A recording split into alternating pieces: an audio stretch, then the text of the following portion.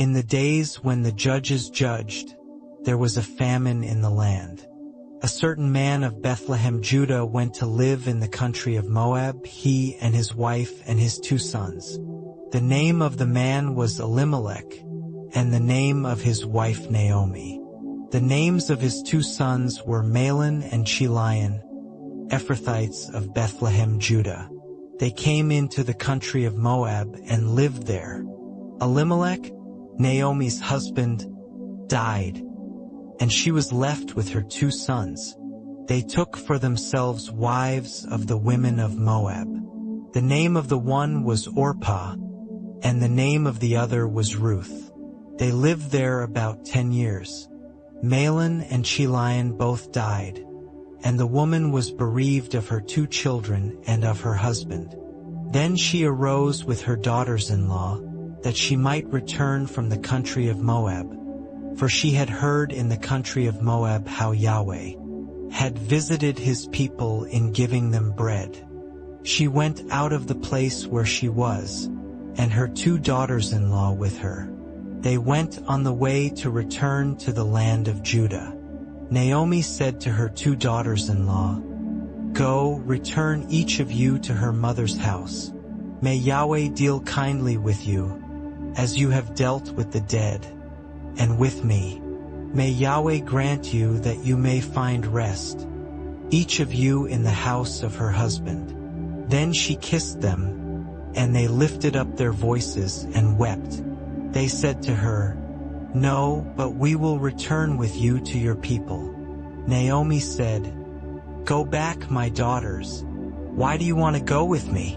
Do I still have sons in my womb, that they may be your husbands? Go back, my daughters, go your way. For I am too old to have a husband. If I should say, I have hope, if I should even have a husband tonight and should also bear sons, would you then wait until they were grown?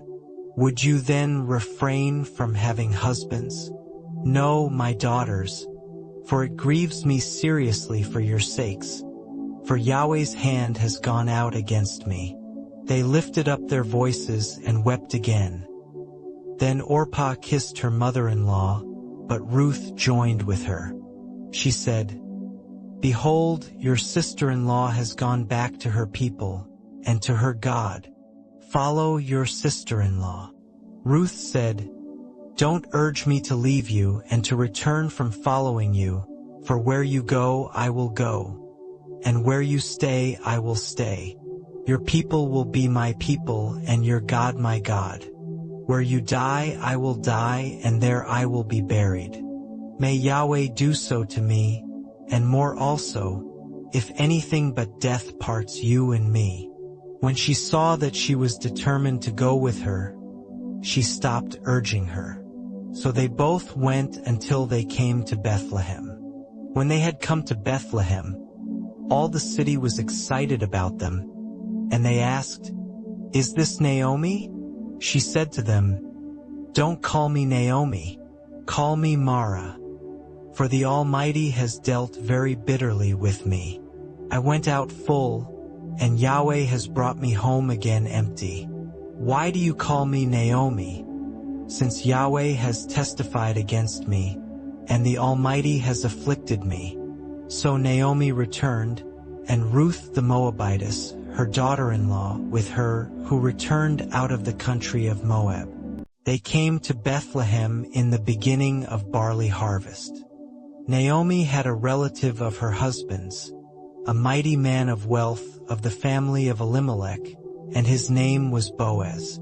Ruth the Moabitess said to Naomi, "Let me now go to the field, and glean among the ears of grain after him in whose sight I find favor." She said to her, "Go, my daughter." She went and came and gleaned in the field after the reapers. And she happened to come to the portion of the field belonging to Boaz, who was of the family of Elimelech. Behold, Boaz came from Bethlehem, and said to the reapers, "May Yahweh be with you." They answered him, "May Yahweh bless you." Then Boaz said to his servant who was set over the reapers, "Whose young lady is this?" The servant who was set over the reapers answered, "It is the Moabite lady who came back with Naomi out of the country of Moab." She said, "Please let me glean and gather after the reapers among the sheaves." So she came, and has continued even from the morning until now, except that she rested a little in the house. Then Boaz said to Ruth, "Listen, my daughter, don't go to glean in another field, and don't go from here, but stay here close to my maidens. Let your eyes be on the field that they reap, and go after them. Haven't I commanded the young men not to touch you? When you are thirsty, go to the vessels, and drink from that which the young men have drawn." Then she fell on her face, and bowed herself to the ground, and said to him, "Why have I found favor in your sight, that you should take knowledge of me, since I am a foreigner?" Boaz answered her, "I have been told all about what you have done for your mother-in-law since the death of your husband, and how you have left your father and your mother, and the land of your birth, and have come to a people that you didn't know before. May Yahweh repay your work, and a full reward be given to you from Yahweh, the God of Israel, under whose wings you have come to take refuge." Then she said, "Let me find favor in your sight, my Lord, because you have comforted me, and because you have spoken kindly to your servant, though I am not as one of your servants." At mealtime Boaz said to her, "Come here, and eat some bread, and dip your morsel in the vinegar." She sat beside the reapers, and they passed her parched grain, and she ate, and was satisfied, and left some of it. When she had risen up to glean, Boaz commanded his young men, saying, "Let her glean even among the sheaves, and don't reproach her. Also pull out some for her from the bundles, and leave it. Let her glean, and don't rebuke her." So she gleaned in the field until evening, and she beat out that which she had gleaned, and it was about an ephah of barley. She took it up and went into the city. Then her mother-in-law saw what she had gleaned, and she brought out and gave to her that which she had left after she had enough. Her mother-in-law said to her, "Where have you gleaned today? Where have you worked? Blessed be he who noticed you." She told her mother-in-law with whom she had worked, "The man's name with whom I work today is Boaz." Naomi said to her daughter-in-law, "May he be blessed by Yahweh, who has not abandoned his kindness to the living and to the dead." Naomi said to her, "The man is a close relative to us, one of our near kinsmen." Ruth the Moabitess said, "Yes," he said to me, "you shall stay close to my young men, until they have finished all my harvest." Naomi said to Ruth her daughter-in-law, "It is good, my daughter, that you go out with his maidens, and that they not meet you in any other field." So she stayed close to the maidens of Boaz, to glean to the end of barley harvest and of wheat harvest, and she lived with her mother-in-law. Naomi her mother-in-law said to her, "My daughter, shall I not seek rest for you, that it may be well with you? Now isn't Boaz our kinsman, with whose maidens you were? Behold, he will be winnowing barley tonight on the threshing floor.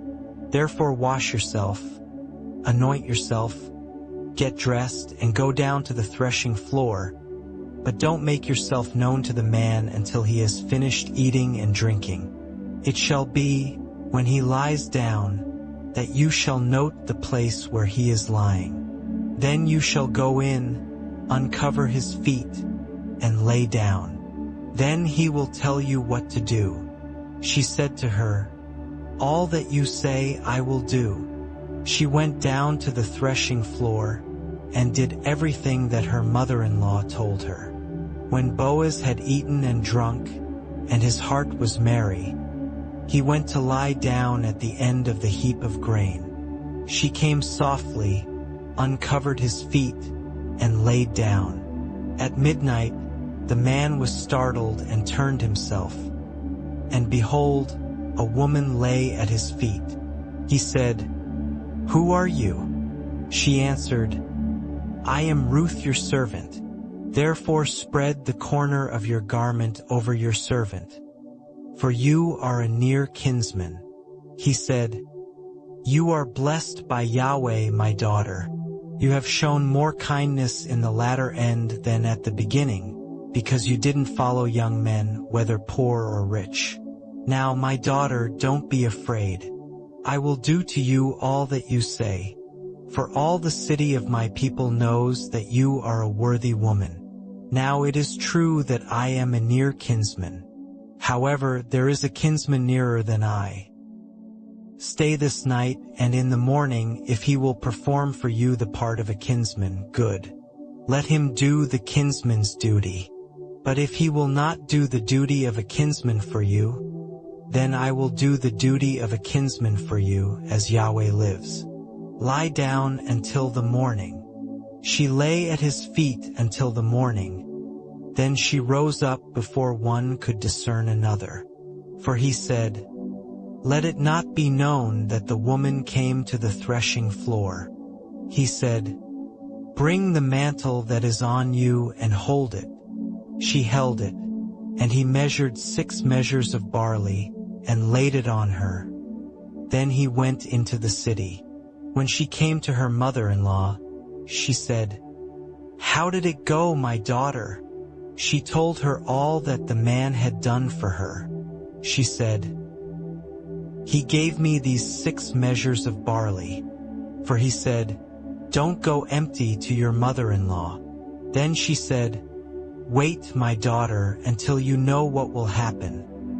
For the man will not rest until he has settled this today." Now Boaz went up to the gate and sat down there. Behold, the near kinsman of whom Boaz spoke came by. He said to him, "Come over here, friend, and sit down." He came over and sat down. He took 10 men of the elders of the city and said, "Sit down here." And they sat down. He said to the near kinsman, "Naomi, who has come back out of the country of Moab, is selling the parcel of land, which was our brother Elimelech's. I thought I should tell you, saying, buy it before those who sit here, and before the elders of my people. If you will redeem it, redeem it. But if you will not redeem it, then tell me that I may know. For there is no one to redeem it besides you, and I am after you." He said, "I will redeem it." Then Boaz said, "On the day you buy the field from the hand of Naomi, you must buy it also from Ruth the Moabitess, the wife of the dead, to raise up the name of the dead on his inheritance." The near kinsman said, "I can't redeem it for myself, lest I endanger my own inheritance. Take my right of redemption for yourself, for I can't redeem it." Now this was the custom in former time in Israel concerning redeeming and concerning exchanging, to confirm all things. A man took off his shoe and gave it to his neighbor, and this was the way of formalizing transactions in Israel. So the near kinsman said to Boaz, "Buy it for yourself." Then he took off his shoe. Boaz said to the elders and to all the people, "You are witnesses today that I have bought all that was Elimelech's, and all that was Chilion's and Mahlon's, from the hand of Naomi. Moreover, Ruth the Moabitess, the wife of Mahlon, I have purchased to be my wife, to raise up the name of the dead on his inheritance, that the name of the dead may not be cut off from among his brothers, and from the gate of his place. You are witnesses today." All the people who were in the gate, and the elders said, "We are witnesses. May Yahweh make the woman who has come into your house like Rachel and like Leah, which both built the house of Israel, and treat you worthily in Ephrathah, and be famous in Bethlehem. Let your house be like the house of Perez, whom Tamar bore to Judah, of the offspring which Yahweh will give you by this young woman." So Boaz took Ruth, and she became his wife. And he went into her, and Yahweh enabled her to conceive, and she bore a son. The women said to Naomi, "Blessed be Yahweh, who has not left you today without a near kinsman. Let his name be famous in Israel. He shall be to you a restorer of life, and sustain you in your old age, for your daughter-in-law, who loves you, who is better to you than 7 sons, has given birth to him." Naomi took the child, and laid him in her bosom, and became nurse to it. The women, her neighbors, gave him a name, saying, "A son is born to Naomi." They named him Obed. He is the father of Jesse, the father of David. Now this is the history of the generations of Perez. Perez became the father of Hezron, and Hezron became the father of Ram, and Ram became the father of Amminadab, and Amminadab became the father of Nahshon, and Nahshon became the father of Salmon, and Salmon became the father of Boaz, and Boaz became the father of Obed, and Obed became the father of Jesse, and Jesse became the father of David.